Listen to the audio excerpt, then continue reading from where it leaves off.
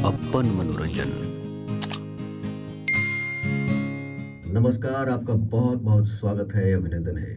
दोस्तों, आज के इस वीडियो में मैं उस महान शख्सियत को श्रद्धांजलि देने जा रहा हूं जिन्होंने अपने दमदार आवाज, अपने खास अंदाज और अपने कशिश भरे अल्फाज से लाखों करोड़ों लोगों को अपना दीवाना बना लिया, उनके दिलों पर राज किया।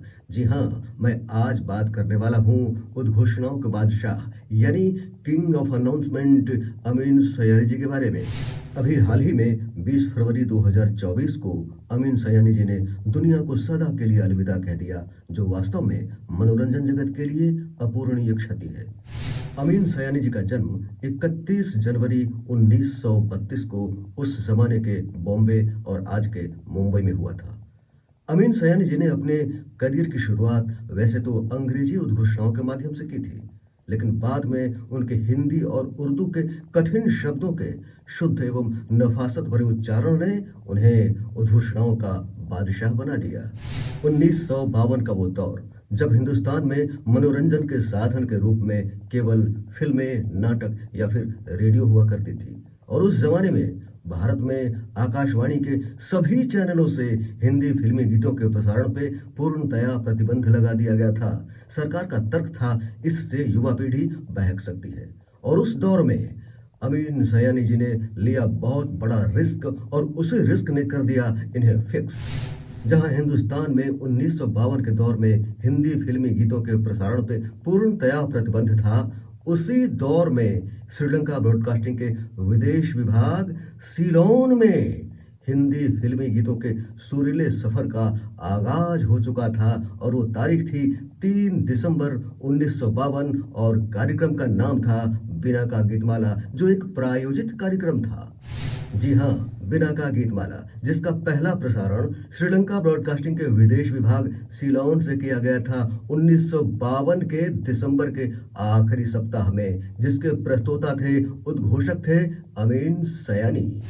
दोस्तों, बिना का गीतमाला के शुरुआती दिनों में उस वक्त की हिट फिल्में कंगन, उड़न खटोला, नागिन इत्यादि फिल्मों के गाने बजाए जाते थे। उस वक्त गानों की रैंकिंग बड़े बड़े चुनिंदा शहरों में एलपी रिकॉर्ड की बिक्री एवं श्रोताओं के अनुरोध पे होती थी। लेकिन बाद में यानी कि 1954 में बिना का गीतमाला ने अपना स्वरूप बदला। शुरू हो गया काउंट डाउन सिस्टम। जी हाँ, नीचे से ऊपर की तरफ। और जब बिना का गीतमाला के काउंट डाउन सिस्टम की शुरुआत हुई, उस वक्त उस जमाने के super hit singer Talat Mahmood का गाना जाए तो जाए कहाँ शीर्ष पर था, यानी कि 1 नंबर पे था। दोस्तों, लंबे समय तक चलने वाले कार्यक्रमों की लिस्ट में बिना का गीतमाला का भी अपना एक नाम है। 1952 से 1994 यानी कि 1952 से 1994 एक लंबे अरसे तक बिना का गीतमाला ने सुरमई हिंदी फिल्मी गीतों का प्रसारण किया। 1952 से 1988 तक श्रीलंका ब्रॉडकास्टिंग के विदेश विभाग से बिना का गीतमाला का प्रसारण हुआ करता था। बाद में इसे 1989 में विविध भारती पर शिफ्ट कर दिया गया। इसका नाम 2 बार बदला गया, एक बार बिना का गीतमाला से बदलकर सिवा का गीतमाला, और फिर एक बार कोलगेट सिवा का गीतमाला। दोस्तों, अमीन सयानी जी ने आजाद भारत में मनोरंजन के क्षेत्र में रेडियो के माध्यम से एक नया संगीतमय सुरमई व्याकरण रच दिया।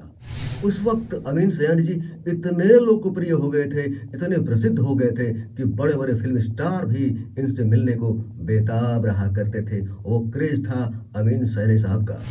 पहले के ज़माने में जब लोग फिल्में देखा करते थे, तो सिल्वर स्क्रीन पे जब भी कोई एक्टर, अभिनेता गीत गाते, उन्हें ऐसा लगता था कि वास्तव में ये गाने यही गा रहे हैं, अभिनेता ही गा रहे हैं। लेकिन इस मिथक को तोड़ दिया अमीन सयानी साहब ने। उन्होंने फिल्मों से जुड़े संगीतकारों को, गीतकारों को, गायकों को श्रोताओं से रूबरू करवाया। वो शख्सियत थे भाई अमीन सयानी साहब। बिना का गीतमाला का प्रसारण हर बुधवार के शाम 8 बजे हुआ करता था। लोगों को इंतजार रहता था भाई अमीन सयानी साहब जी का। उस वक्त ये कार्यक्रम इतना लोकप्रिय हो गया था, इतना प्रसिद्ध हो गया था कि लोग रेडियो से चिपक जाते थे हर बुधवार के दिन। उन्हें इंतजार रहता था कि कब अमीन सयानी भाई साहब आए और अपनी आवाज में बोले, नमस्ते बहनों और भाइयों, मैं आपका दोस्त अमीन सयानी बोल रहा हूँ। जब ये संवाद अमीन सयानी साहब बोलते थे तो लोगों को ऐसा लगता था कि सचमुच उनका दोस्त उनके रेडियो से निकल के आवाज दे रहा है। ये क्रेज था अमीन सयानी साहब का। अमीन सयानी साहब ने रेडियो के माध्यम से उद्घोषणा को वो आयाम दिया, उस ऊंचाई पे पहुंचाया, उस शिखर पे पहुंचाया जो साधारण से व्यक्ति के लिए मुश्किल ही नहीं, नामुमकिन था। सयानी साहब ने नामुमकिन को मुमकिन करके दिखाया। दोस्तों, उस जमाने से लेकर आज तक जितने भी उद्घोषक हुए लगभग सब ने अमीन सयानी जी की कॉपी की, उनकी नकल की, जिसमें से एक मैं भी हूँ। उनका बोलने का अंदाज ही बड़ा अजीब था। जब वो अपने मुस्कुराते हुए गुदगुदाते आवाज से कहते बहनों और भाइयों, तो ऐसा लगता था कि बहनों और भाइयों शब्द का इजाद इन्होंने ही किया हो, बहनों और भाइयों शब्द का आविष्कार इन्होंने ही किया हो। जाते जाते मैं दो अल्फाज अर्ज करना चाहूंगा अमीन सयानी साहब के लिए। कहते हैं दिल गया दिलदार गया दिलबर चला गया, दिल गया दिलदार गया दिलबर चला गया, साहिल पुकारता रहा समंदर चला गया, जो बात सच है वो कहता नहीं कोई कि इस जहान से मेजबानी का पैगंबर चला गया। दोस्तों, ये वीडियो आपको कैसी लगी कमेंट बॉक्स में अवश्य कमेंट करें। अच्छी लगी तो शेयर करें, चैनल को सब्सक्राइब करें। थैंक्स।